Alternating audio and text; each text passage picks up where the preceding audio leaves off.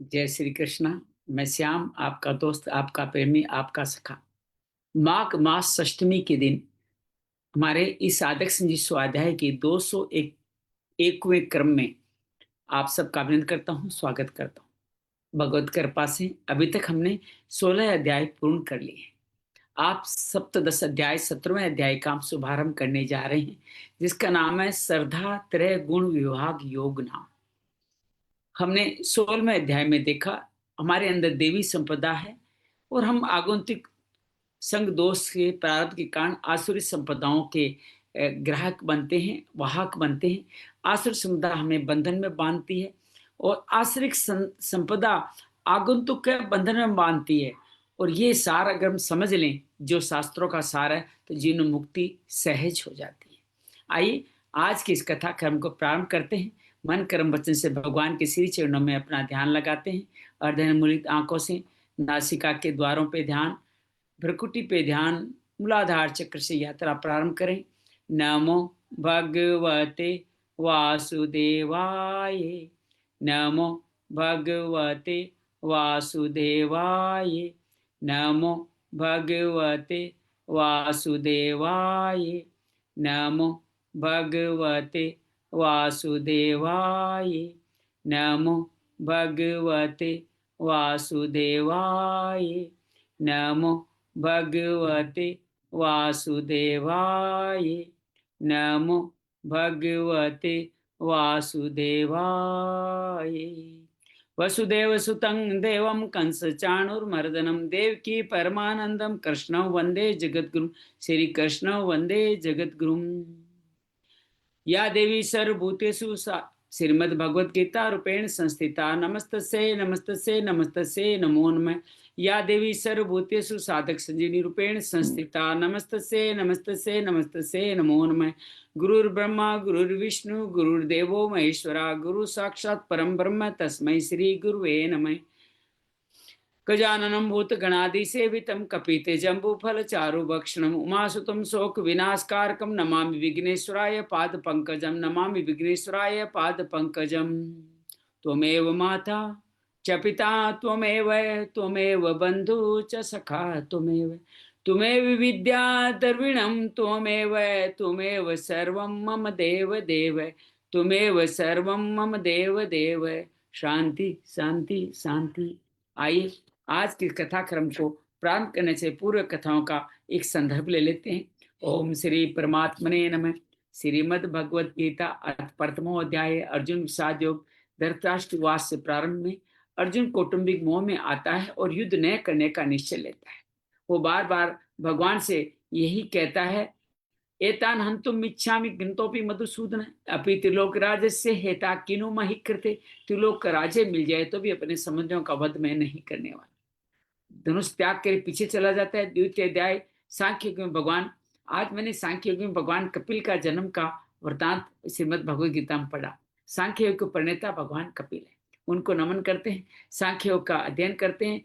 भगवान अर्जुन भगवान का शिष्य बनते हुए प्रार्थना करता है, कार्पण्य दोषोपैत स्वभाव पृछामि द्वाम धर्म सम्मूढ़ चेता, इच्छ्रेष्यानिष्टं ब्रूहि तन्मे शिष्यस्ते एम साधि मान त्वाम परपन्नम। मैं आपका शिष्य, आपके शरण में, मुझे उचित मार्ग बताइए।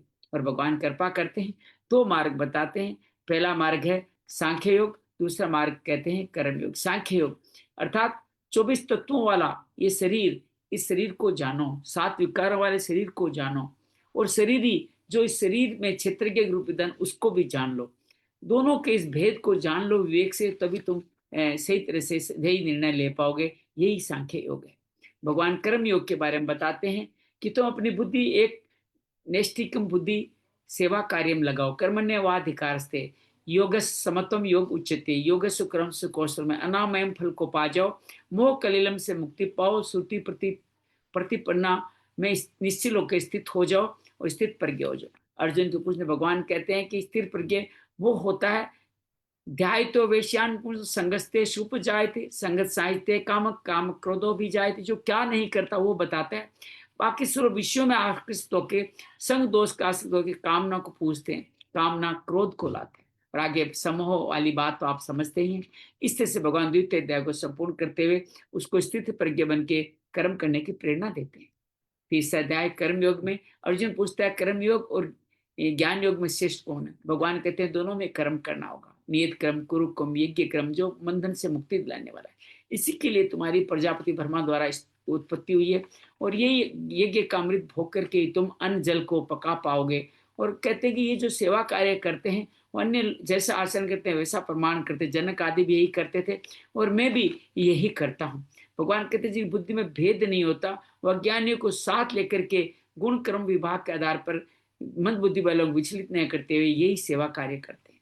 अपने सप्त पदों का आध्यात्मिक चेतसा का मत बताते हैं। और भगवान कहते हैं कि जो इंद्रियों के अर्थ में राग द्वेष वर्तित करते हैं वो मेरे पंथ पे नहीं चलते, गिर जाते हैं। स्वधर्म निधर्म श्रेय, मेरे अपने धर्म में मरना भी कल्याणकारी है, पर धर्म में जीना भी भयावह है। अर्जुन पूछता सब ऐसा क्यों नहीं करते। काम ऐस क्रोध ऐसे, रजोगुण समुद्र है। काम और क्रोध रजोगुण के कारण आप देखना, काम और क्रोध, क्रोध तमस में आता है, काम रजस में आता है, दोनों रजोगुण से ही उत्पन्न होते हैं। ये बात आगे आज क्लियर करेंगे जब सत्व रजस तमस के बारे में बात करेंगे। चतुर्थ अध्याय में भगवान ज्ञान कर्म कन्या संन्यास योग में निष्काम कर्म का इतिहास सूर्य से उत्पत्ति से बताते हैं।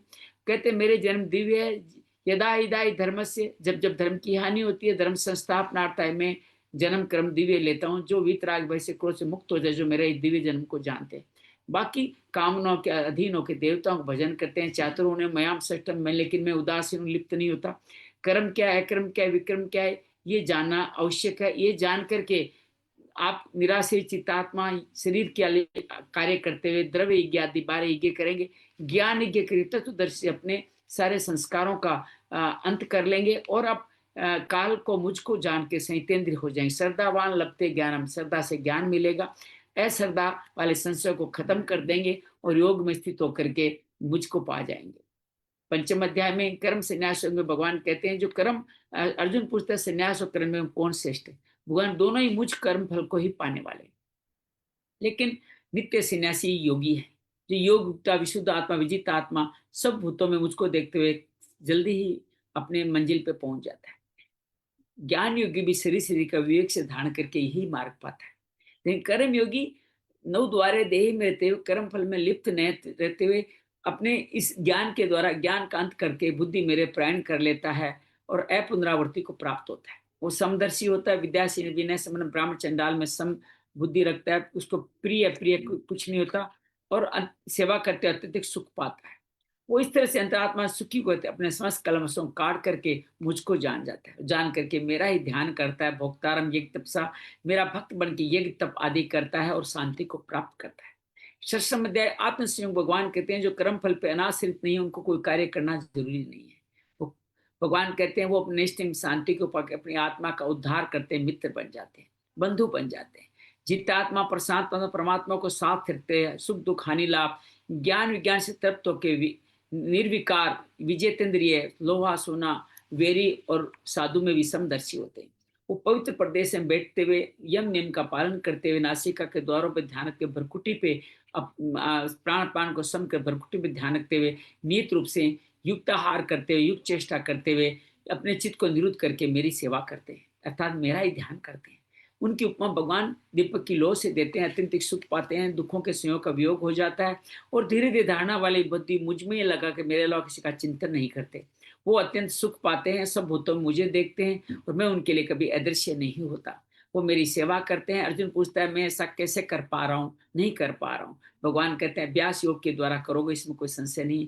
अर्जुन के द्वारा पूछने भगवान कहते हैं जो विचलित हो गए वो लोग सूची नाम श्रीमंता गेह के रास्ता से योग भ्रष्ट व्यक्ति मुक्ति को पाएंगे, अथवा योगी नाम कुले बहुत ही धीमताम जो अंत समय तक भी योग करते रहे योगियों के कुल में जन्म लेकर के अनेक जन्म संसिद्ध के परांगति को पा जाएंगे। सकाम तपस्वी योगी ज्ञानी से योगी श्रेष्ठ तुम भक्त सर्वश्रेष्ठ योगी कहलाएंगे।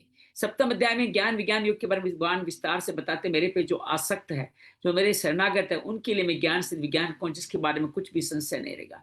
हजारों मनुष्य को एक दो ही सिद्ध इसको जान पाते हैं, बाकी अष्टधा अपरा प्रकृति के मोह में बने रहते हैं। हालांकि अष्टधा प्रकृति का सार स्वरूप में ही हूँ, लेकिन वो तीनों गुणों की माया से, सत्व रजस गुण जो अभी हम आज और पढ़ने वाले हैं, उनके कारण उनकी माया अपरत कर लेती है ज्ञान को, और वो मेरा भजन नहीं करते। कौन करते हैं? चतुर्वृत्या भजनते माम आर्तो जिज्ञासु अर्थात ज्ञानी चे वर्तस्व, चार मेरा भजन करते हैं।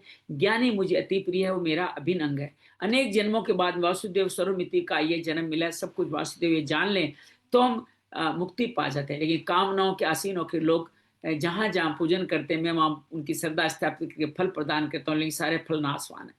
जो इस बात को जान लेते हैं वे को मुक्त हो जाते हैं, और जो नहीं जानते वो योनियों में मोड योनियों में घूमते रहते हैं। मैं सबको जानता हूँ, मुझे केवल मेरे भक्त जानते हैं, क्योंकि इच्छा द्वेष द्वंद्व मोह के कारण मेरा भजन वो नहीं कर पाते, वो गिर जाते हैं। जो पाप पुण्य खलों का अतिक्रमण के द्वंद्व मोह से मुक्त होकर जरा मरण मोक्ष में अंत समय में मेरा ध्यान करते हैं, मेरे धाम को जाते हैं। अष्टम अध्याय अक्षर ब्रह्म योग में भगवान कहते हैं, जिसे सृष्टि कल्पना करी, सर्जना करी, वो अक्षर ब्रह्म है। उसका पहला कर्म सर्जन का, विसर्ग का काम ही आदि कर्म है। उसको जानना अध्यात्म है। ये सुभौतिक शरीर और ये जो आपका सूक्ष्म शरीर आदि देवी के और कारण शरीर में मैं यज्ञ के रूप में मैं विद्यमान हूँ। अंत में मेरा ध्यान करने वाले मुक्ति को पाएंगे, इसमें कोई संशय नहीं।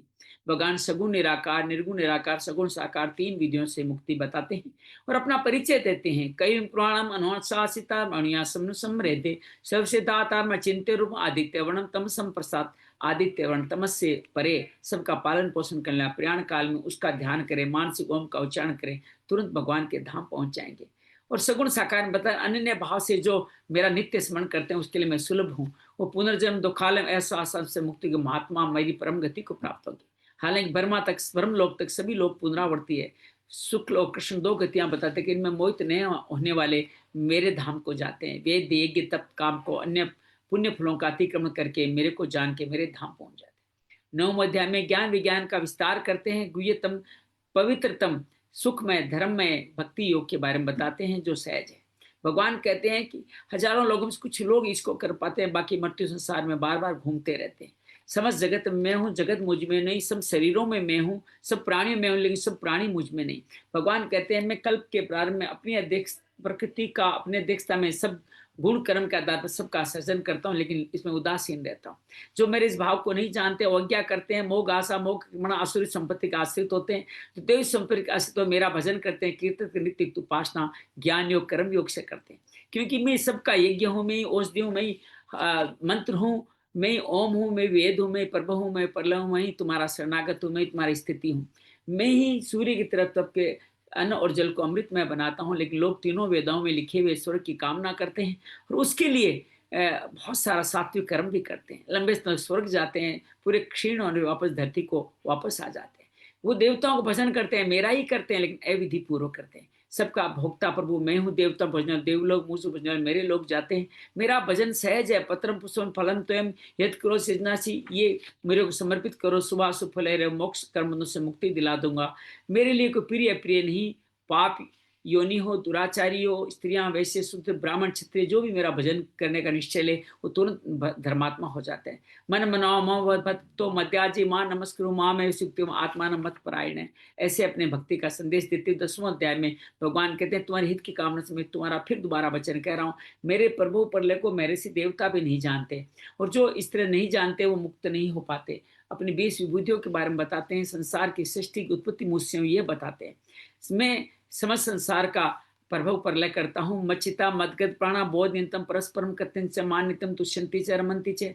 मेरे में प्राण लगाओ, मेरे कथा कथन सुनोगे, मुक्ति पा जाओगे। प्रीति पूर्वक करोगे तुम मैं समता वाला योग दूंगा, तमस से परे आकाश प्रकाश की तरफ बढ़ा दूंगा। अर्जुन कहते हैं, आप सही कह रहे हैं। परम भवन पवित्र परम धान आप ही हो, आदि देव हो। सभी देवता नहीं, ऋषि नहीं, आप भी नहीं, सब इस बात को कह रहे हैं। देवता दानव आपके इस महत्व को नहीं जानते, स्वयं आप ही जानते हैं। भूत भावन भूतेश देव देव जगत पते पुरुषोत्तम, आप अपनी विभूतियों को हमें विस्तार से कहें ताकि हम आपका चिंतन करें। भगवान कहते हैं, मेरी विभूतियां अनंत है, इसको विस्तार से कहना सहज नहीं। सर्वभूता आसस्थित, सब भूतों के अंदर स्थित हूँ। अहमादि मध्यम च भूतानाम अंत च, आदि मध्य अंत नहीं। समस्त विशिष्ट वस्तुएं ब्रह्मा विष्णु महेश से लेकर के समस्त ऋषियों से बात करें, राम की बात करें, धनंजय की बात करें, स्त्रियों की 7 युक्तियों की 7 प्रतिभाओं की बात करें, सब कुछ एक मेरे अंश से व्याप्त, इससे ज्यादा मैं प्यार करूं। एकादश में भगवान अर्जुन कहता है, भगवान मत मेरे अनुग्रह करके आपने जो कहा मेरा मोह नष्ट हो गया, मैं आपका विश्व रूप देखना चाहता हूँ, क्योंकि मेरे द्वारा देखना संभव है तो कृपया मुझे विश्व रूप दिखाए। भगवान प्रसन्न होकर तपस्या में पार्थ रूपाणी, तुम देखो अनेक रूपों वाले पूरे संसार को अपने में दिखाते हैं, लेकिन दिव्य चक्षु न होने का नहीं देख सकता। संजय कहता है कि भगवान ने योगेश्वर ने अर्जुन को विराट रूप दिखाया और दिव्य चक्षु प्रदान करके दिखाया, अनेक वक्त नैनम वाला, हजारों सूर्य के प्रकाश वाला, एक शरीर में समस्त जगत को विभक्त दिखाया। कृतांजलित होकर के, रोमांचित होकर अर्जुन 17 श्लोकों में भगवान की प्रार्थना करता है। पश्चाम देवांश देव देवे से प्रारंभ करता है, आपके समस्त संसार देवता ब्रह्मा विष्णु महेश अनेक भाव वक्त नितम आदि मध्य अंत नहीं है, ऐसा देख रहा हूँ। चतुर्भुज में देख रहा हूँ, वेद शासन शासन धर्म गोप्ता अनादि मध्य अनंत वीरियम भी देखता हूँ, पृथ्वी से लेकर सब दिशाओं में फैला हुआ देखता हूँ, लेकिन आपके देवता भी भयभीत होकर आप में प्रवेश करें, बाकी महर्षि आपकी स्तुति कर रहे हैं। भगवान बहुत निष्ठा करालन कि आपके रूप से सभी लोग, तीनों लोग व्यथित हो रहे, मैं भी व्यथित हो रहा हूँ। प्रसिद्ध देवे जगन निवास मुझे शांति प्रदान करे। मेरी पांडव सेना धृतराष्ट्र के समस्त पुत्र द्रोण भीष्म कर्ण सब आपके मुख में उसी तरह प्रवेश करे, जो नदियां स्थल समुद्र की तरफ जाती है, पतंगा अग्नि तरफ जाते हैं, आप उनका ग्रसन कर रहे हैं। भगवान की स्तुति संपूर्ण करता है। आख्यामी में को भगवान उग्र रूपो नमोस्तु ते देववर प्रसिद्ध विघ्ना तुम इच्छाते पवंतम आद्यम नहीं परजानामि तम परवितम। ये गुरु भगवान आप कौन है, मैं आपको नहीं जानता, आप मेरे किस काम के लिए मेरे सामने आए हैं, मुझे बताए। भगवान श्री भगवान वहां चाहे कौलास्मी कालो से लक्ष्य कर परवर्दो, मैं काल हूँ सबका, जो सामने तुम्हारे सामने विपक्ष खड़े उन सबका अंत करने के लिए आया। तुम निमित्त मात्र सब भव्य सब शासन सब निमित्त मात्र बनो, सब मेरे द्वारा पहले ही मारे जा चुके, दोष विरम द्रोण भीष्म जयद्रथ कर्ण सब मेरे द्वारा मनीषकंठ राज्य भोगो। संजय कहता है, इस तरह कृतांजलित रोमांचित अर्जुन दोबारा प्रार्थना करता है, आपके नाम गुण लीला से समस्त जगत कल्याण पा रहा है और आसुरी संपदा दसों दिशाओं में भागती जा रही है।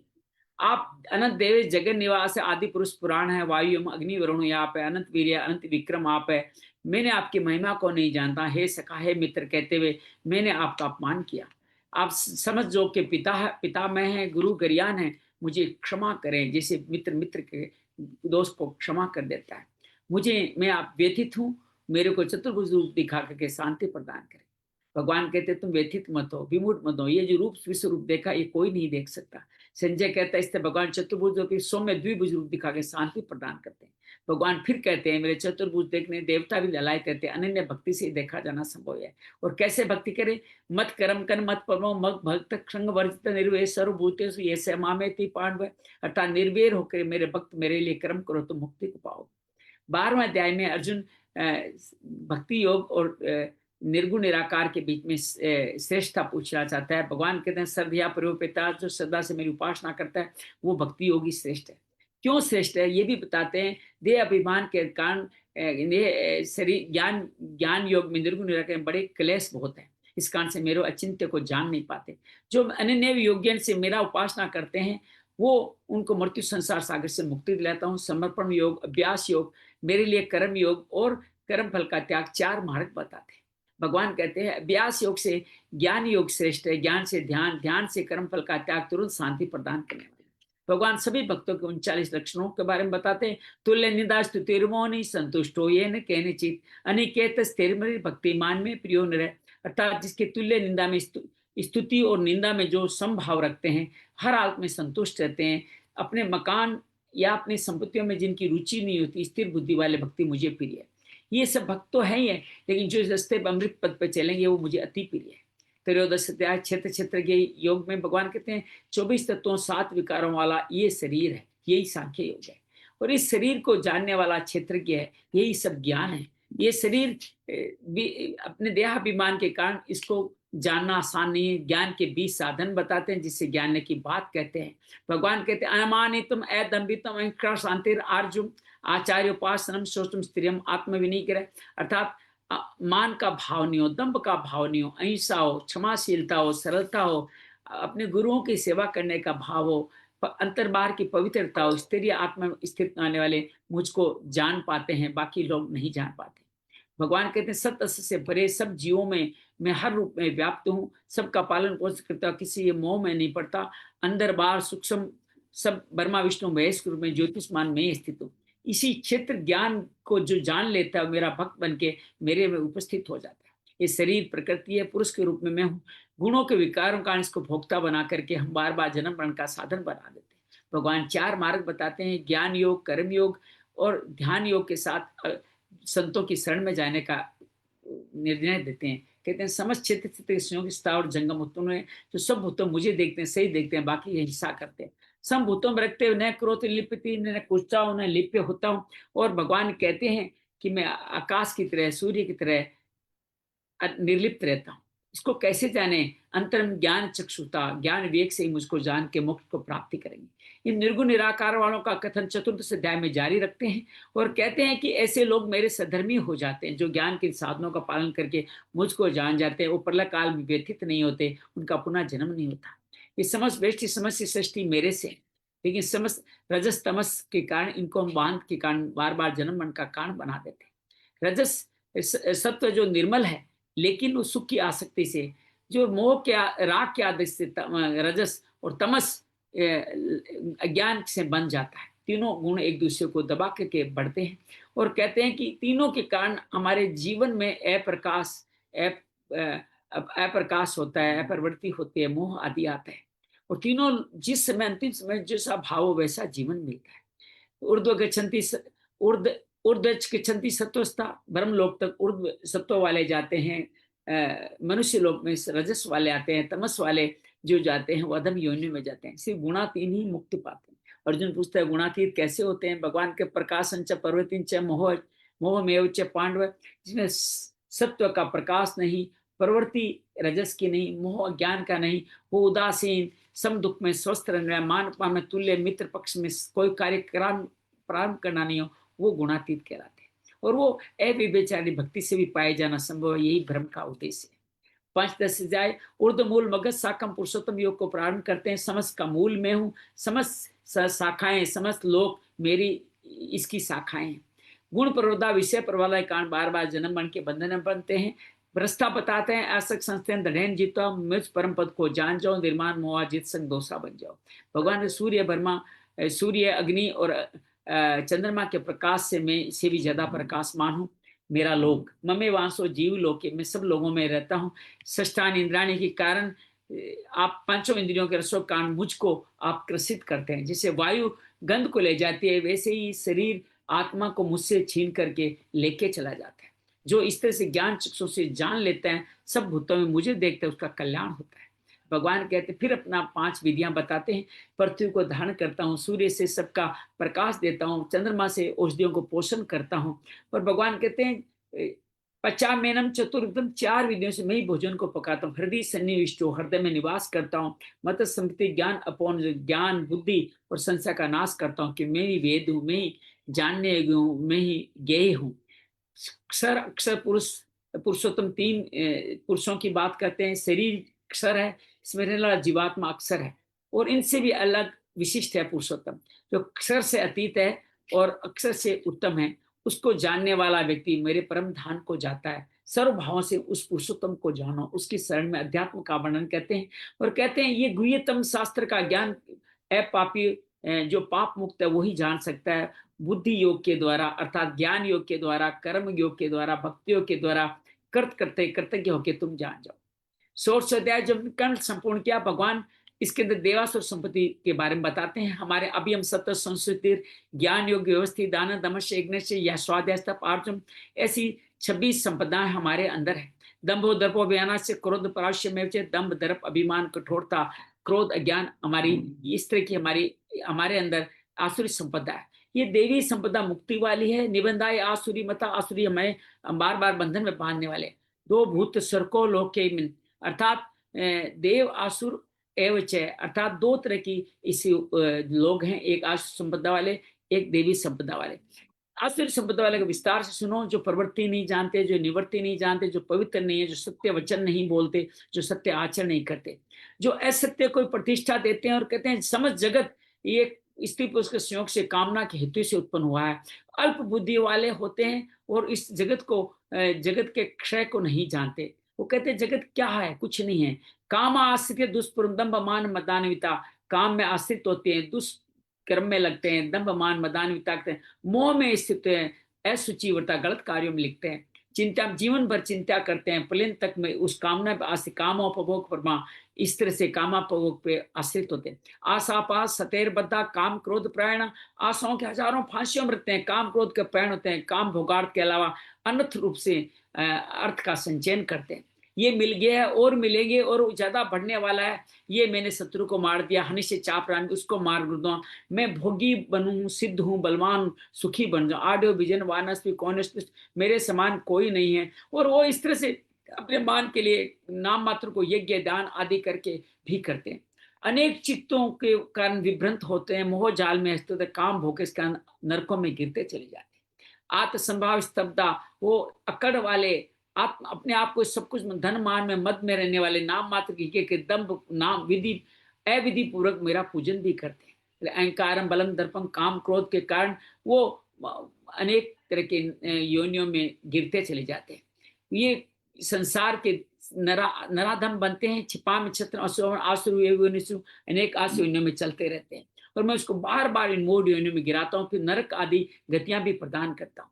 लोभ तिर्वेदम नर कैसे दिन द्वारम नासम आत्म काम क्रोध लोभ तस्मा देतंत्रे तेजेत, अर्थात काम क्रोध और लोभ तीन नरक के द्वार है, जो इन तीनों द्वारों से मुक्त हो जाता है वो मेरे धाम को पहुंच जाता है। ये इस शास्त्र विधि में लिखा गया है, और इसके अलावा कहीं सुख नहीं है, परम गति सुख है। तस्मा शास्त्र प्रमाणते कार्य कार्य व्यवस्थित, तो यही शास्त्र का प्रमाण है, और शास्त्र के अनुसार कार्य करने वाला अर्थात गीतादार करने वाला ही मुक्ति को पाएगा। आज हमारा बड़ा सौभाग्य, हम 17वां अध्याय श्रद्धात्रय विभाग योग प्रारंभ कर रहे हैं। मैं निवेदन कर रहा हूँ सरला से आप पहले 10 श्लोक का अध्ययन करें। ओम श्री परमात्मा ने नमः से 17वां अध्याय प्रारंभ करें। जय श्री कृष्ण। श्री परमात्मने नमः। श्रीमद्भागवत गीता अथ सप्तदशोऽध्यायः। अर्जुन उवाच ये शास्त्रविधिमुत्सृज्य यजन्ते श्रद्धयान्विता तेषां निष्ठा तु का कृष्ण सत्त्वमाहो रजस्तमः।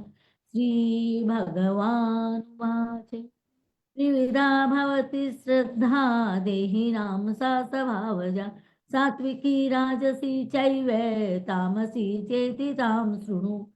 सत्त्वानुरूपा सर्वस्य श्रद्धा भवति भारत। श्रद्धामयोऽयं पुरुषो यो यच्छद्रस्य एव शः।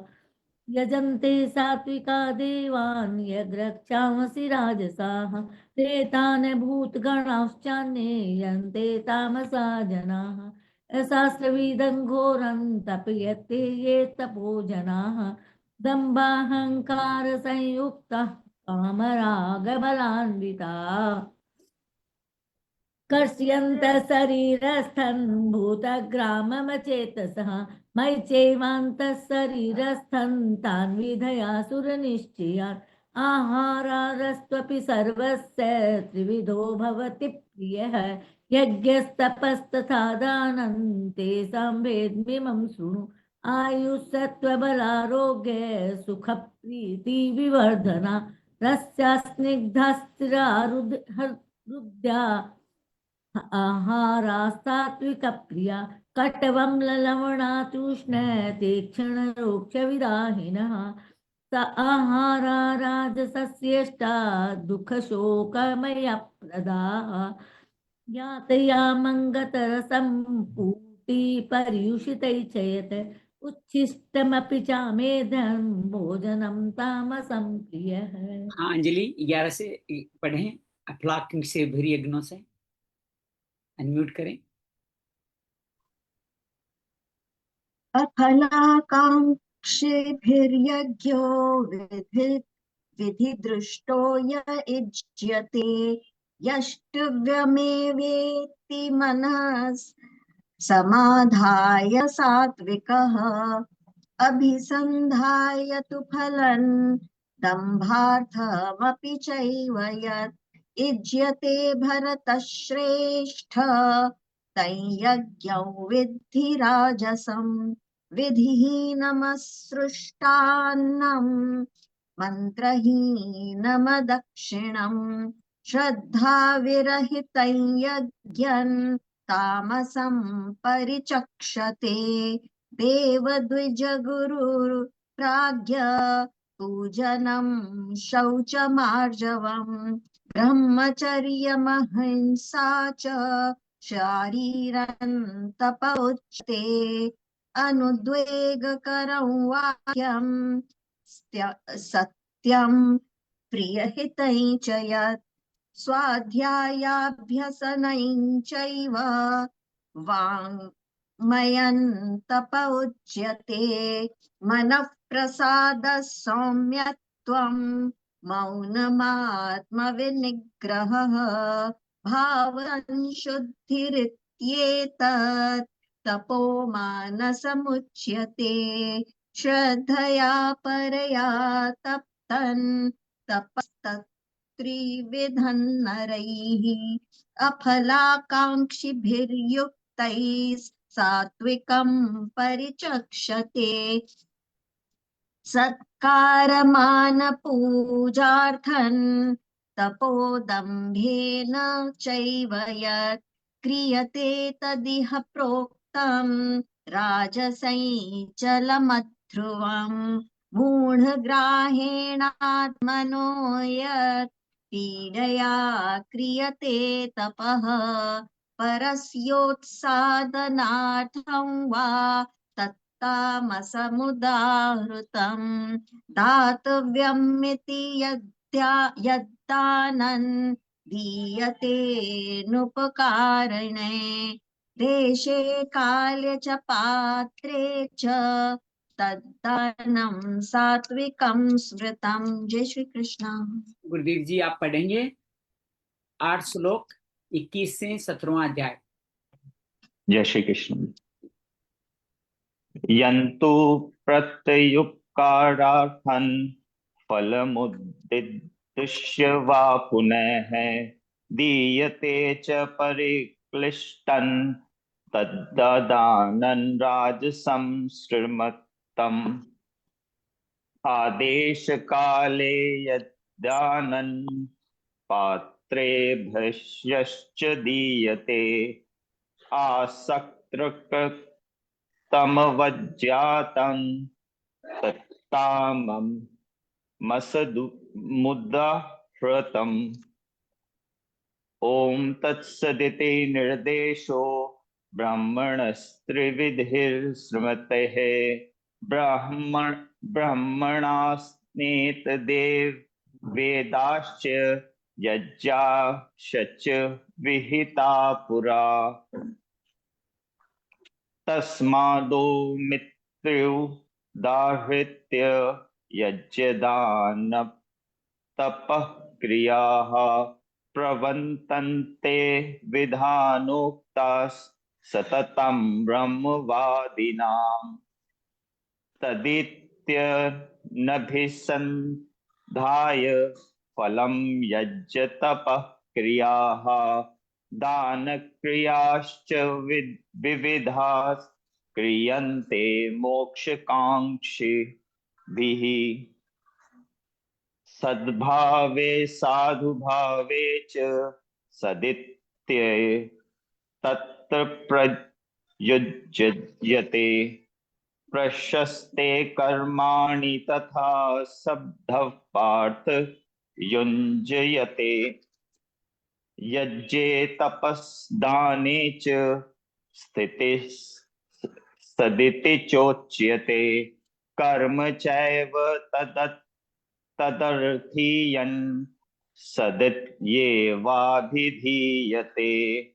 अश्रद्धया हुतं दन्तं तपस्तप्तं कृतं च यत् असिद्ध्युच्यते पार्थ न चे तत्प्रेत्येनो इह।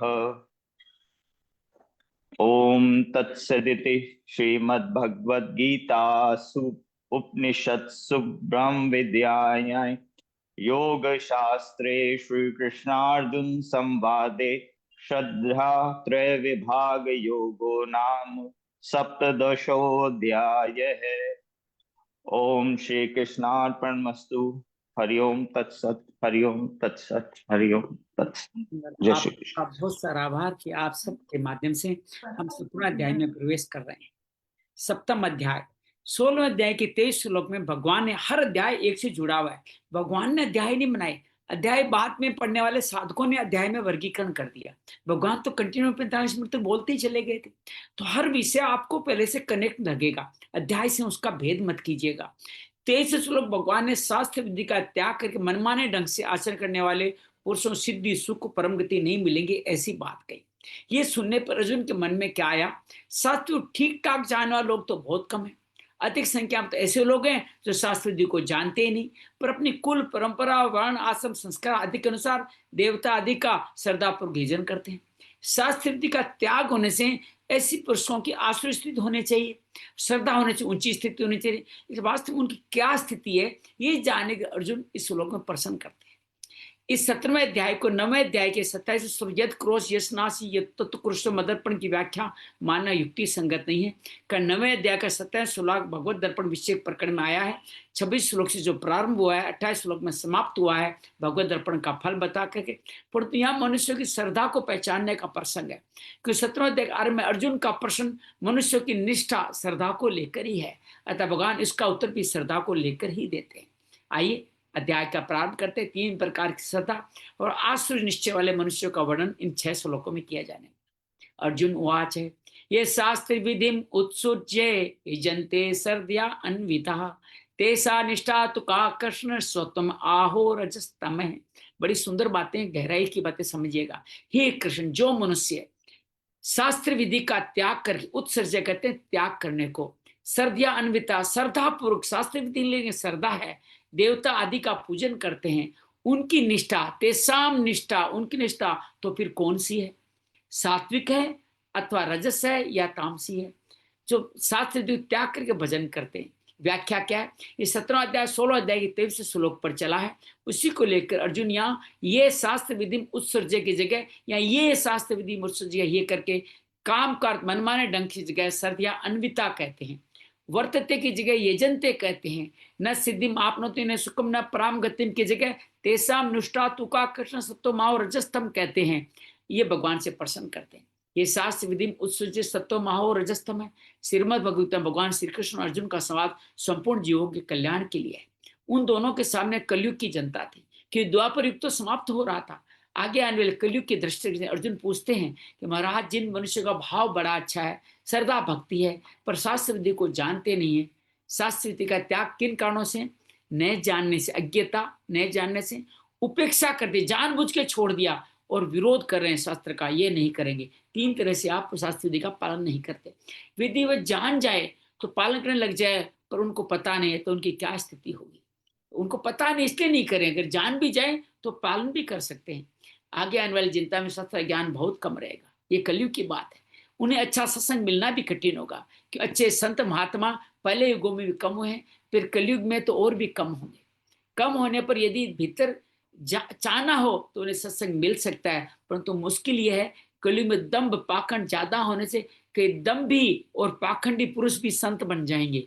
उनका इशारा कर रहे हैं, पाखंडी संत बन जाएंगे, अत्यचे संत पहचानने माने मुश्किल है। इस प्रकार पहले तो संत महात्मा मिलने कठिन है, मिल भी जाए तो उनमें कितने संत मिलेंगे, इस बात की पहचान प्राय नहीं होती। पहचान किए बिना संग करके विशेष लाभ लेने ऐसी बात भी नहीं है। अतः शास्त्री जी को कैसे जानेंगे, अर्ली संतों का संग नहीं मिलेगा। लेकिन यजन से पूजन कर रहे हैं क्योंकि उनकी परंपरा पूजन करने वाली श्रद्धा से करते हैं। ऐसे मनुष्य निष्ठा, निष्ठा कहते हैं श्रद्धा को, सात्विक है, राजसी, तामसी है। सत्व माहो रजस्तम है, पदों में सत्व गुण को देवी संपत्ति कहा गया है, रजोगुण और तमोगुण को आसुरी संपत्ति से लिया गया है। देखो गौर करना बहुत संक्षिप्त, सत्व अलग दिया है, रजस तमस एक साथ दिया है। इसका मतलब क्या है, रजस और तमस दोनों ही आसुरी संपत्ति है। रजोगुण को आसुरी संपत्ति लेने का कारण क्या है, रजोगुण तमोगुण की बहुत निकट है। इस संत बड़ा सुंदर व्याख्या दे रहे हैं, तमोगुण रजोगुण सत्वगुण तीनों गुणों में परस्पर 10 गुना का अंतर है। जैसे 1 का 10 गुना 10 और 10 गुना 100, तमोगुण 1 है तो रजस 10 गुना उससे श्रेष्ठ है, लेकिन रजोगुण से 10 गुना श्रेष्ठ, 100 गुना तमो से 100 गुना सत्वगुण श्रेष्ठ है। तात्पर्य क्या है, तमोगुण रजोगुण पास पास में, 1 से 10 नजदीक हो गया ना, 10 से 100 दूर हो गया, सत्व गुण दोनों से बहुत दूर है। इस बात को समझिएगा। गीता में कई जगह ऐसी बात है, दूसरे अध्याय के 62वें 63वें श्लोक में काम अर्थात रजोगुण से क्रोध और क्रोध से मोह रूप तमोगुण का उत्पन्न होता बताया है, अर्थात दोनों नजदीक है। क्रोध का कारण रजोगुण है, कार्य तमोगुण है। जिस प्रकार पशुओं में हरिण हरिण, गाय घोड़े घोड़ों के साथ, अर्थात शाकाहारी पशु भी शाकाहारियों के साथ ही चलते हैं। इस कारण मनुष्य भी मूर्ख मूर्खों के साथ, विद्वान विद्वानों के साथ मित्रता का व्यवहार करते हैं कि मित्रता सम्मान स्वभाव आचरण आदि में ही होती है। ऐसे 18वें अध्याय के 27 श्लोक में हिंसात्मक और शोकान्वित को रजोगुण कर्ता का लक्षण बताया गया। 18वें अध्याय के 25 श्लोक में हिंसा को तामस कर्म का लक्ष्य है और 35 श्लोक में शोक को तामस धृति का लक्षण बताया गया। इस पर रजोगुण तमोगुण बहुत से लक्षण आपस में मिलते हैं। सात्विक भाव आचरण और विचार देवी संपत्ति के होते हैं। राजसिक तामसिक भाव आचरण विचार आसुरी संपत्ति के होते हैं। संपत्ति के अनुसार ही निष्ठा अर्थात श्रद्धा होती है। मनुष्य जैसे भाव आचरण विचार होते हैं, उसी के अनुसार उनकी निष्ठा होती है। स्थिति के अनुसार आगे गति होती है। आप कहते हैं शास्त्र का त्याग करके मनमाने ढंग से आचरण करने पर सिद्धि सुख परम गति नहीं मिलती, तो जब उनको निष्ठा का पता ही नहीं तो फिर उनकी गति क्या होगी? क्या आप उनकी निष्ठा बताए जिससे पता लग जाए सात्विक गति में जाने वाले हैं, राजसिक तामसिक गति में जाने। यहाँ कृष्ण का अर्थ बताया खींचने वाला। कृष्ण संबोधन का तात्पर्य मालूम पड़ता है आप ऐसे मनुष्य अंतिम समय किस ओर खींचेंगे, उन किस गति की ओर लेके जाएंगे। छठे अध्याय के 37 श्लोक में अर्जुन गति विषय प्रश्न कृष्ण संबोधन दिया है। काम गति कृष्ण गच्छति। यहाँ भी अर्जुन का निष्ठा पूछने का तात्पर्य गति पूछना है। मनुष्य को भगवान खींचते हैं या कर्मों के अनुसार स्वयं खींचा जाता है? वस्तुतः कर्मों के अनुसार फल मिलता है, पर कर्म फल के विधायक भगवान है, इसलिए उनका खींचना संपूर्ण फलों में होता है। तामसिक कर्म का फल नरक होगा तो भगवान नरकों की तरफ खींचेंगे। वास्तव नरकों द्वारा पापों को नाश करके प्रकांतरण से भगवान अपनी तरफ ही खींचते हैं। उसका किससे भी वेर दोष नहीं है भगवान का। तभी आसुरी योनियों में जाने वालों को भगवान कहते हैं तो मेरे को प्राप्त अधोगति में चले गए हैं, कारण कि उनका अधोगति में जाना मनुष्य भगवान को सुहाता नहीं है। सात्विक मनुष्य राजस या तामसी भगवान सबको अपनी तरफ खींचते हैं। इसी कारण से कृष्ण संबोधन है। शास्त्र को निर्जान मनुष्य मात्र किसी प्रकार की स्वभावजा श्रद्धा तो रहती है। उस श्रद्धा के भेद आगे के श्लोक में बताते हैं, अर्थात श्रद्धा तो कुछ न कुछ रहेगी। श्री भगवान वाच है त्रिधा भवती श्रद्धा देही नाम सा स्वभावजा सात्विकी राशि चैव तामसी चेती तामसु। श्री भगवान बोले देही नम मतलब मनुष्यों की स्वभावजा स्वभाव से तुम्हें श्रद्धा सात्विक राशि तामसी 3 तरह की होती है, उसको मुझसे तुम सुनो। अर्जुन निष्ठा को जानने से प्रश्न किया था, भगवान उसका उत्तर श्रद्धा को लेके करते हैं क्योंकि श्रद्धा के अनुसार ही निष्ठा होती है। त्रिधा भवती श्रद्धा देही नाम सा स्वभावजा, अर्थात श्रद्धा 3 तरह की होती है। श्रद्धा कौन सी है? संगजा है, सात्विकजा है, स्वभावजा। भगवान कहते हैं नहीं, ये स्वभावजा है। सा स्वभावजा अर्थात स्वभाव से पैदा हुई स्वतः सिद्ध श्रद्धा है। वह न तो संघ से पैदा होती है न शास्त्रों से पैदा होती है। इस सफाई इस प्रभाव में बह रहे हैं और देवता आदि का पूजन करते जा रहे हैं। सात्विक राशि चे एव तामसी चेती ताम सुनो। स्वभाव जो सदा 3 प्रकार की होती है, सात्विक राशि तामसी, उन तीनों को तुम अलग अलग मुझसे सुनो। पीछे के श्लोक में सत्वम और रजस्तम पद में आहो अवयव पद का तात्पर्य होता। अर्जुन की दृष्टि में सत्वम से देवी संपत्ति, रजस्तम से आसुरी 2 ही विभाग है। और भगवान भी बंधन की दृष्टि से राजस्थान दोनों को आसुरी संपत्ति मानते हैं। निबंधाय आसुरी मता, परंतु बंधन की दृष्टि से राजस्थान से एक होते हुए दोनों के बंधन में भेद है। राजस्व में सकाम भाव से शास्त्र कर्म भी करते हैं अतः स्वर्ग आदि ऊंचे लोगों में जाकर वहां के भोगों को भोग कर पुण्य क्षीण और मृत्यु लोक में लोग क्षीण पुण्य मृत्यु लोक में संधि, परंतु तामनुष में से शास्त्रविद कर्म नहीं करते, अतः कामना मूर्त अगर अधम गति में जाते हैं। अधो गच्छन्ति तामसा 14 अध्याय में बता दिया था। इस प्रकार राजस्व एक तरह 14 अध्याय का ही ये विशेष विस्तार है, 17वां और 18वां अध्याय का पूर्वार्ध। इस प्रकार राजस्व दोनों में मनुष्य का बंधन बना रहता है। दोनों के बंधन भेद की दृष्टि से भगवान आसुरी संपदा वालों की श्रद्धा के राशि तामसी 2 भेद करते हैं और सात्विक राशि और तामसी तीनों श्रद्धाओं अलग अलग सुनने के लिए कहते हैं। इस श्लोक में स्वभाव या श्रद्धा के 3 भेद क्यों होते हैं ये भगवान इस श्लोक में बताएंगे। 3 श्लोक का आइए पठन करते हैं। सत्व अनुरूपा सर्वस्य श्रद्धा भवती भारत है श्रद्धामयो यम पुरुषो यो है श्रद्धा स एव से। हे भारत, सभी मुनियों की श्रद्धा अंतःकरण के अनुरूप होती है। ये पुरुष श्रद्धा में, पुरुष में श्रद्धा तो है ही है, इसलिए जैसे ही श्रद्धा वाला है उसी का स्वरूप वैसी उसकी निष्ठा अर्थात स्थिति है।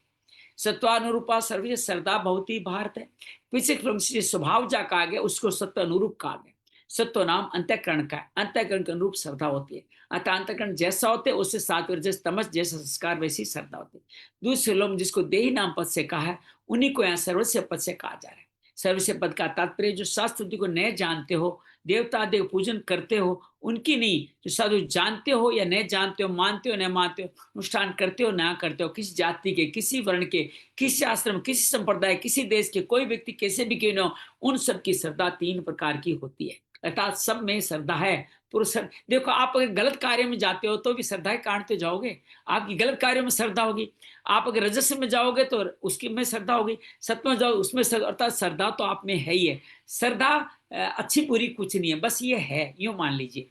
श्रद्धोम यौम पुरुष, जो मुझे श्रद्धा प्रदान है, ये पुरुष श्रद्धा पर जैसी श्रद्धा होगी वैसा उसका रूप हुआ, उसकी जो प्रवृत्ति होगी उस श्रद्धा के लेकर, उस श्रद्धा के अनुसार ही। यो श्रद्धा एवं से, जो मनुष्य जैसी श्रद्धा वाला है वैसी उसकी निष्ठा होगी, उसके अनुसार उसकी गति होगी। अर्थात प्रत्येक भाव और क्रिया अंतःकरण की श्रद्धा के अनुसार ही होगी। जब तक संसार संबंध रहेगा तब अंतःकरण रूप उसका स्वरूप होगा। पूरे श्लोक का मार्मिक विश्लेषण भगवान कर रहे हैं। मनुष्य की संसारिक प्रवृत्ति संसार के पदार्थों सच्चा मानने, देखने, सुनने और भोगने से होते हैं। परमात्मिक प्रवृत्ति परमात्मा में श्रद्धा करने से होती है, जिसे वो अपने अनुभव से नहीं जानते। पूर्व के स्वाभाविक संस्कारों से, शास्त्रों से, संत महात्माओं से सुन के पूज्य भाव से विश्वास करते हैं, उसका नाम है श्रद्धा। श्रद्धा को लेकर आध्यात्मिक मार्ग में प्रवेश होता है, फिर चाहे मार्ग कर्म योग का हो, चाहे ज्ञान योग का हो, चाहे भक्ति योग हो। साध्य और साधन दोनों श्रद्धा पर हुए बिना, श्रद्धा हुए बिना आध्यात्मिक मार्ग प्रगति होती नहीं है। मनुष्य जीवन में श्रद्धा की बड़ी मुख्यता है। मनुष्य जैसी श्रद्धा वाला है वैसे स्वरूप उसकी निष्ठा है। यो श्रद्धा स एव से, गीता के 17वें अध्याय में कहा, जो आज वैसा न दिखे भी तो क्या, समय पाकर वैसा बनी जाने वाला है। आजकल साधक के लिए अपनी स्वाभाविक श्रद्धा को पहचाना मुश्किल हो गया है, कारण अनेक मत मतांतर हो गए। कोई ज्ञान की प्रधानता है, कोई भक्ति, कोई योग की प्रधानता। तरह तरह के सिद्धांत पढ़ने सुनने से मनुष्य असुर पड़ा है, जिससे वो किंग करते हुए मूड हो जाता है, मैं क्या करूं, मेरा वास्तविक ध्येय लक्ष्य क्या है, मेरे को किधर चलना चाहिए। ऐसे मुझे गहरे से अपने भीतर के भाव पर विचार करना चाहिए, अंदर जाना चाहिए। संघ से बनी रुचि, शास्त्र से बनी रुचि, किसी सिखाने से बनी रुचि, गुरु के पद से रुचि, ऐसी जो अनेक रुचियां हैं, उन सब के मूल में अंदर स्वाभाविक रुचि क्या है। मूल में सबकी स्वाभाविक रुचि क्या होती है, मैं संपूर्ण दुखों से छूट जाऊं, मुझे सदा के लिए महान सुख मिल जाए। ऐसी रुचि हर एक प्राणी के भीतर रहती है। मनुष्य में तो रुचि कुछ जागृत रहती है, इनमें पिछले जन्म मुझे संस्कार हुए, इस जन्म में जैसे माता पिता से पैदा हुए, जैसे वायुमंडल में रहे, जैसी शिक्षा मिली, जैसे दृश्य है, जो ईश्वर की बातें, परलोक, पुनर्जन्म की बातें, मुक्ति, बंधन की बातें, सत्संग, कुसंग की बातें सुनते रहते हैं, उन सब का उन पर अदृश्य रूप से असर पड़ता है। इस असर से उनकी एक धारणा बनती है। उनकी सात्विक, राजसिक, तामसिक जैसी प्रकृति होती है उसी के अनुसार वो उस धारणा को पकड़ते हैं। उस धारणा के अनुसार उनकी रुचि श्रद्धा बनती है। इनमें सात्विक श्रद्धा परमात्मा लगाने वाली होती है और राजसिक, तामसिक श्रद्धा संसार की तरफ ले जाती है। गीता में जहाँ कहीं सात्विकता का वर्णन हुआ है वो परमात्मा लगाने वाली है। अतः सात्विक श्रद्धा परमार्थिक हुई और राजसिक, तामसिक श्रद्धा संसारिक हुई। अर्थात सात्विक श्रद्धा देवी संपत्ति हुई, राजसिक, तामसिक श्रद्धा आसुरी संपत्ति हुई।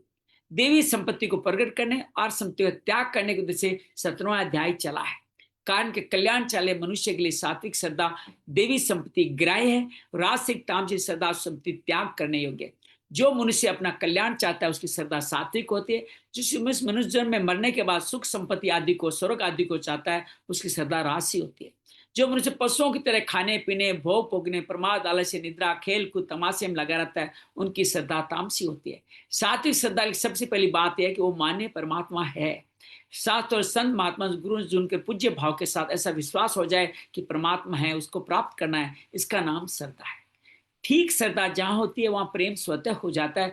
कारण कि जिस परमात्मा में श्रद्धा होती है उसी परमात्मा का अंश जीवात्मा है। अर्थात श्रद्धा होती है परमात्मा तक खींचता है। अब ये परमात्मा विमुख होकर जो संसार में लगा हुआ है वह भी संसार में श्रद्धा विश्वास होने से ही है, पर यह वास्तविक श्रद्धा नहीं है, ये श्रद्धा का दुरुपयोग है। अर्थात आपका जो 1 रुपया है उसको आप भोग में लगा दें या कल्याण करने में लगा दें, आपका चॉइस है, ये आपकी श्रद्धा के अनुरूप है। रुपया विशेष श्रद्धा के तो सब कुछ मिल जाए, श्रद्धा कैसे हुई। कारण बचपन में खाने और खेलने के पदार्थ पैसों से मिलते थे, ऐसा देखते पैसों को मुख्य मान लिया, उसी में श्रद्धा कर ली, बहुत से पतन की ओर चला गया। ये संसारिक श्रद्धा है। इससे ऊंची धार्मिक श्रद्धा होती है। मैं अमुक वर्ण आश्रम का हूँ, तो सबसे ऊंची श्रद्धा परमात्मा को लेकर है, यही वास्तविक श्रद्धा, इसी से कल्याण होता है। शास्त्रों में, संत महात्माओं में तत्व के जीव भक्तों में जो श्रद्धा होगी वो भी परमार्थिक श्रद्धा है। सांसारिक श्रद्धा में भोग की, धार्मिक श्रद्धा में भाव की, परमार्थिक श्रद्धा में तत्व की प्रधानता। 3 भाग सुनिएगा, भोग, भाव और तत्व। जिनको शास्त्रों का ज्ञान है, संत महात्माओं का सम भी नहीं है, ऐसे मनुष्यों की पूर्व संस्कारों का परमार्थ श्रद्धा हो सकती है। उसकी पहचान क्या है? पहचान है ऐसे मनुष्य के भीतर स्वाभाविक भाव होता है, ऐसी कोई महान चीज परमात्मा है जो दिखती तो नहीं पर है अवश्य है। ऐसे मनुष्य स्वाभाविक परमार्थिक बातें बहुत प्रिय लगती है और स्वाभाविक यज्ञ, दान, तप, तीर्थ, व्रत, सत्संग, स्वाध्याय आदि शुभ कर्म में प्रवृत्त होते हैं। यदि वैसे कर्म न भी करें तो भी सात्विक आहार में सात्विक रुचि होने से उनकी श्रद्धा की पहचान हो जाती है। मनुष्य, पशु, पक्षी, लता वृक्ष, जितने भी स्थावर जंगम प्राणी हैं, वे किसी न किसी को अपने से बड़ा अवश्य मानते हैं और बड़ा मान के उनका सहारा लेते हैं। मनुष्य जब आपत आती है किसी अपने को बड़ा मान के उसका सहारा लेते हैं। पशु पक्षी भी अपनी रक्षा चाहते हैं, भयभीत होने पर किसी का सहारा ले। लता भी किसी पेड़ का सहारा लेकर ऊपर बढ़ती है। तो जितने किसी को बड़ा मान के उसका सहारा लिया, उसने वास्तव में ईश्वरवाद के सिद्धांत को स्वीकार कर लिया।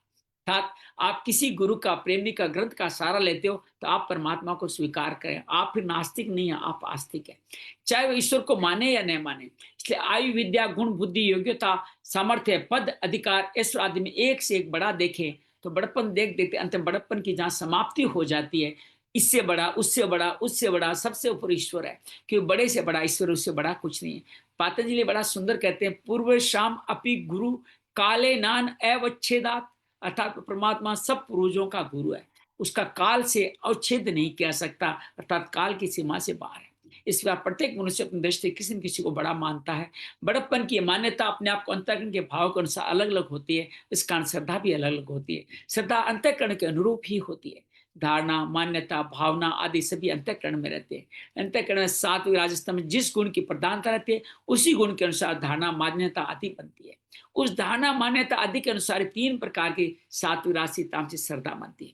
सात्विक, राजस और तमस तीनों गुण सभी प्राणी में होते हैं। उन प्राणी में किसी में सत्वगुण की प्रधानता, किसी में रजोगुण, किसी तमस की प्रधानता होती है। अतः नियम नहीं है सत्वगुण की प्रधानता मनुष्य रजोगुण तमोगुण नया है, ऐसा नियम नहीं है। रजोगुण की प्रधानता है लेकिन बाकी गुण भी आ सकते हैं, तमोगुण की प्रधानता है लेकिन बाकी गुण भी उसमें आ सकते हैं, क्योंकि प्रकृति परिवर्तनशील है। इसलिए प्रकृति जन्य गुणों में भी परिवर्तन होता रहता है।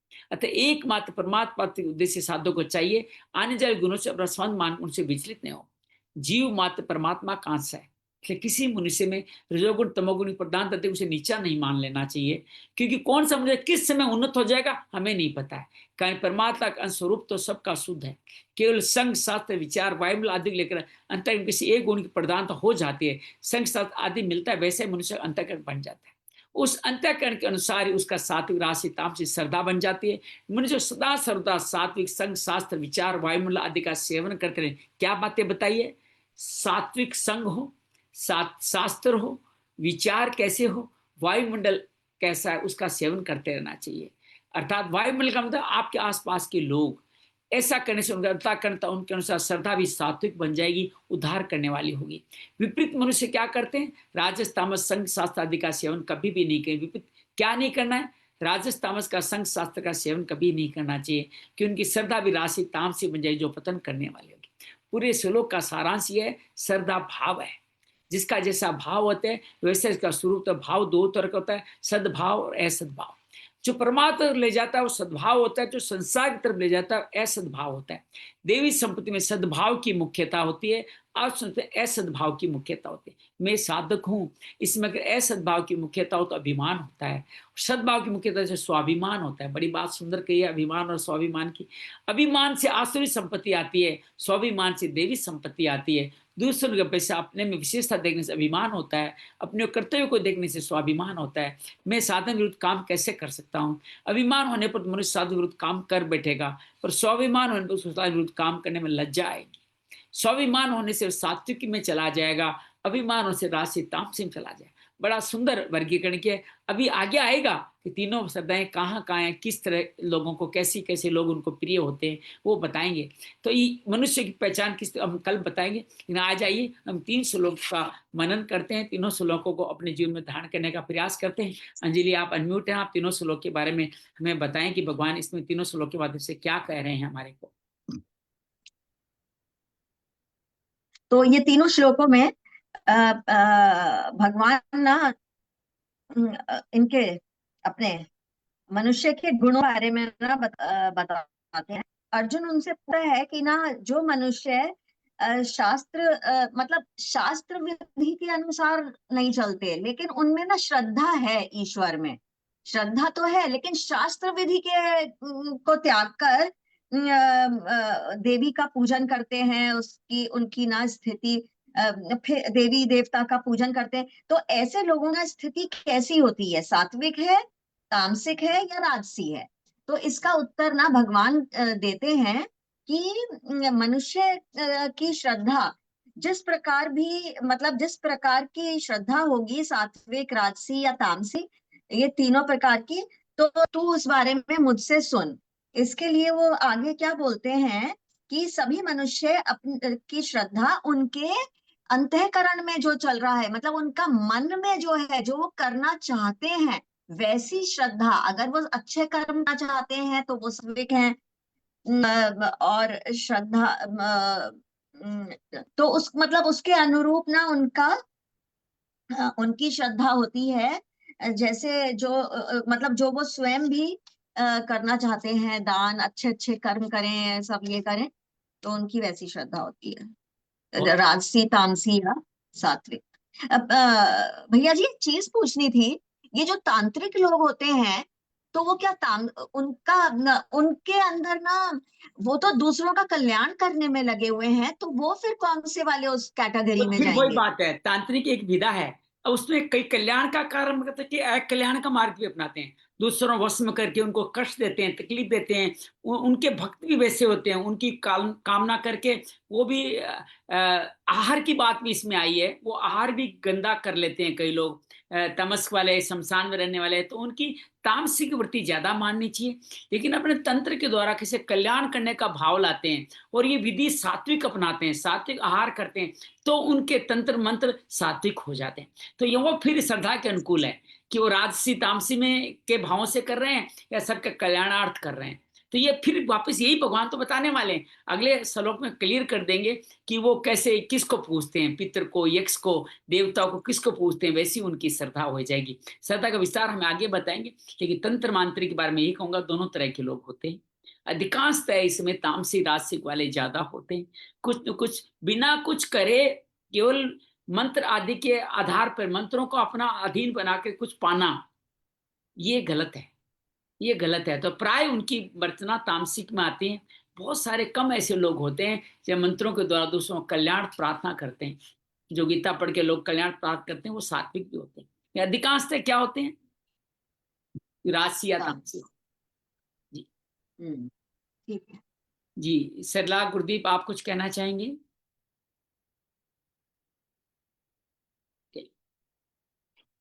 कह रहे हाँ ठीक है, ये सहज भाव है। आइए इन तीनों सहज भावों को, हाँ गुरदीप जी आप कुछ कहें।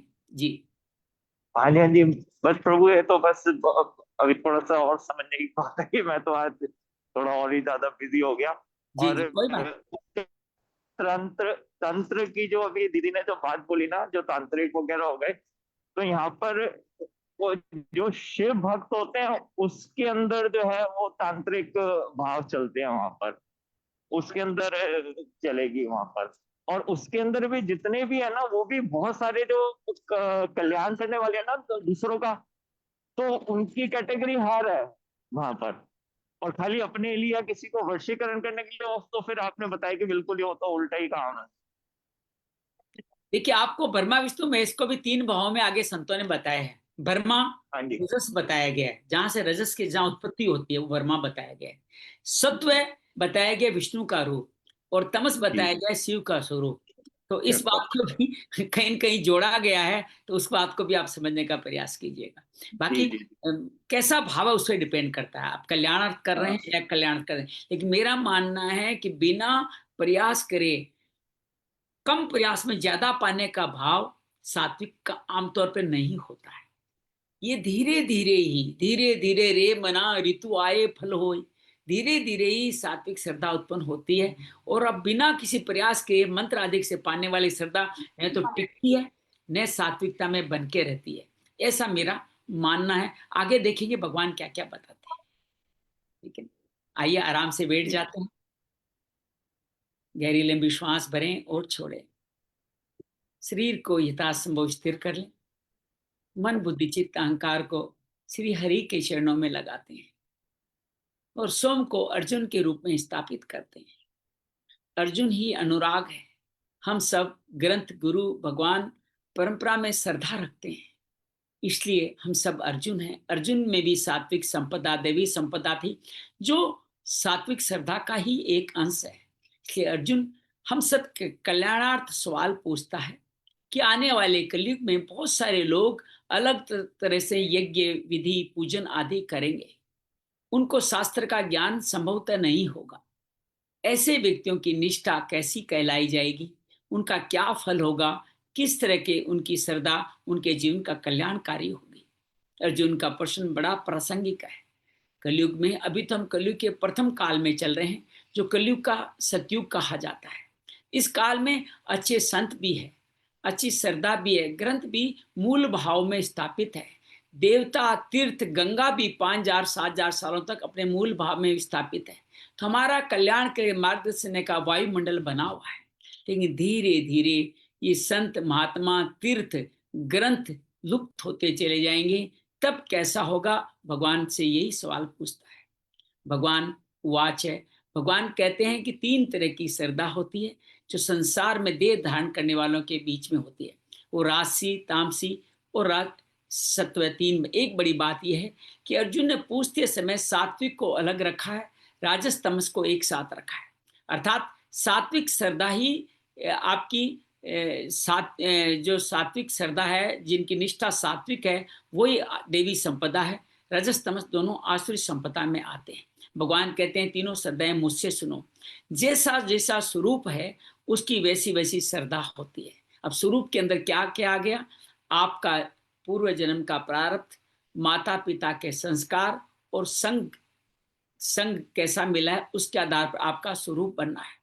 श्रद्धा, सब पुरुष श्रद्धा में है, अर्थात सब में कहीं न कहीं श्रद्धा तो है ही है, लेकिन जैसी श्रद्धा वैसा ही उसका जीवन होता है। वो हमें कल समझ में आएगा।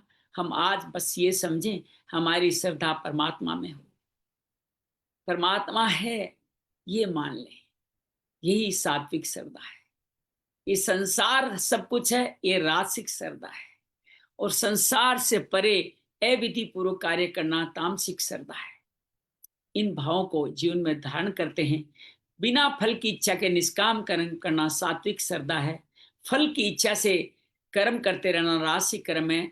और फल के विरुद्ध इतने बिना फल चाहना लेकिन अविधि पूर्वक कार्य करना या गलत कार्य करना तामसिक श्रद्धा है। विस्तार हम आगे के श्लोकों में पढ़ते जाएंगे। बस आज तो यही माने परमात्मा है और मुझे परमात्मा को पाना है, ये निष्ठा हमारी बनी रहे। तथास्तु। हमारी असात्विक श्रद्धा भी भगवान को समर्पित कर दें, हम श्रद्धावान हो जाएं। तो हम दोहराते हैं उसी श्लोक को जो आसुरी संपदा से मुक्ति देने के लिए भगवान ने हम सबको दिया है। ओम कृष्णाय वासुदेवाय हरिये परमात्मने प्रणत क्लेश नाशाय गोविंदाय नमो नमः। प्रणत क्लेश नाशाय गोविंदाय नमो नमः।